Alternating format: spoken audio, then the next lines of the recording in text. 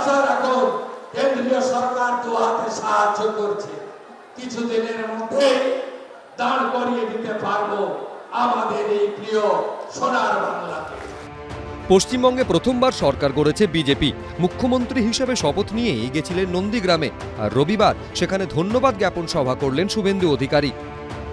আপনারা নিশ্চিন্ত থাকুন, যে স্বপ্ন আপনারা দেখেছেন আমাকে বা আমাদেরকে কেন্দ্র করে, যে 2021-এ আপনারা তৎকালীন রাজ্যের মুখ্যমন্ত্রীকে হারিয়ে 1956 ভোটে জিতিয়েছিলেন, আমি শুভেন্দু অধিকারী আপনাদের ঋণ আমি এবারে শোধ করব। এদিন নন্দীগ্রামের সভা থেকে ভবানীপুরে মমতা বন্দ্যোপাধ্যায়কে হারানোর প্রসঙ্গও শোনা যায় শুভেন্দু অধিকারীর গলায়। ভবানীপুরে লড়েছিলাম, উনি এসেছিলেন আমাকে হারাতে। আপনারা হারিয়ে ব্যাক টু দি প্যাভিলিয়ন করেছেন। এবারে আমাকে দল বলল আপনি কি ওর পাড়ায় গিয়ে দাঁড়াবেন? আমি বললাম হ্যাঁ।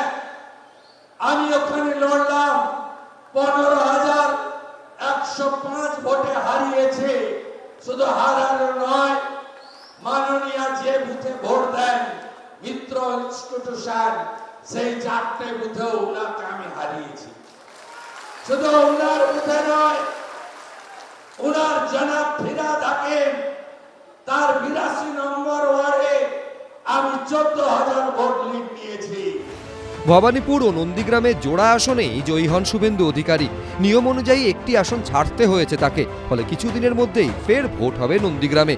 এদিনের সভা থেকে আগামী দিনে পূর্ব মেদিনীপুরে জয়ের মার্জিন আরো বাড়ানোর লক্ষ্যমাত্রা ছুঁড়ে দেন শুভেন্দু অধিকারী। 16-তে 16 হয়েছে এই জেলায়, 56%। পূর্ব মেদিনীপুর 56%। 19-এ আমি বিজেপিতে আসেনি, তখন ছিল 37।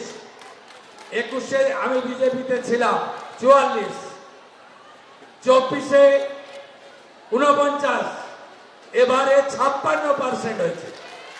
আগামী দিনের লক্ষ্য আমরা এই জেলা থেকে মোদিজিকে 65% ভোট দেব, এটা আমাদের শপথ। সব মিলিয়ে বিধায়ক হিসেবে নন্দীগ্রাম ছাড়লেও তিনি যে নন্দীগ্রামের মানুষের থেকে দূরে যাননি এদিন স্পষ্ট বুঝিয়ে দিলেন শুভেন্দু অধিকারী। বিটন চক্রবর্তী, এবিপি আনন্দ, পূর্ব মেদিনীপুর। এবিপি আনন্দ, এগিয়ে থাকে, এগিয়ে রাখে।